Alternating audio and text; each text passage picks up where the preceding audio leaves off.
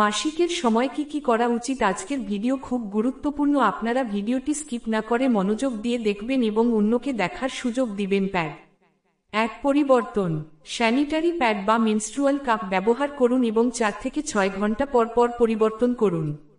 2 পরিষ্কার পরিচ্ছন্নতা। মাসিকের সময় নিয়মিত স্নান করে শরীর পরিষ্কার রাখা জরুরি। 3 পোশাক। আরামদায়ক এবং সুতির পোশাক পরুন। খাদ্যাভ্যাস। 4 পুষ্টিকর খাবার। আয়রন সমৃদ্ধ খাবার যেমন মাছ, মাংস, কলিজা, কচু শাক, পুঁই শাক, খেজুর, তরমুজ এবং ফলমূল খান। 5 জল পান করুন। পর্যাপ্ত পরিমাণে জল পান করুন। 6 এড়িয়ে চলুন ক্যাফিন, প্রক্রিয়াজাত খাবার, অতিরিক্ত চিনিযুক্ত খাবার, অ্যালকোহল এবং অতিরিক্ত মশলাযুক্ত খাবার এড়িয়ে চলুন। ব্যথা ও অস্বস্তি কমানো। 7 গরম শেক। পেটে ব্যথার জায়গায় একটি প্যাকেট বা বোতলে গরম জল নিয়ে শেক দিতে পারেন। 8 হালকা ব্যায়াম। হালকা ব্যায়াম যেমন হাঁটা বা যোগব্যায়াম করলে ব্যথা কমে এবং মন ভালো থাকে।